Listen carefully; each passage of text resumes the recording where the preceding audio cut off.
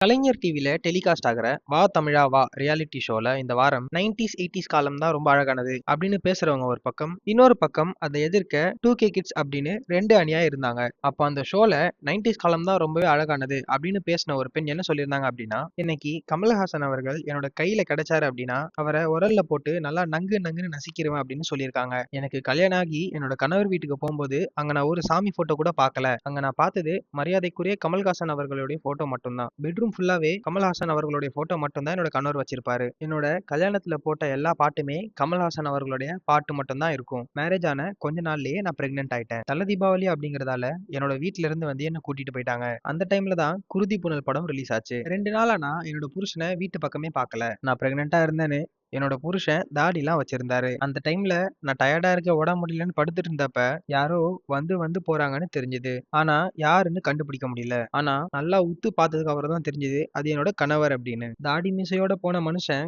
குருதி புனல் படம் பார்த்துட்டு அந்த கெட்டப்புக்காக மீசை தாடியெல்லாம் எடுத்துட்டு அடையாளமே தெரியாத அளவுக்கு வந்தாரு. ஆனா அதுல பேசின அந்த பெண் ரொம்பவே எமோஷனலா பேசியிருந்தாங்க.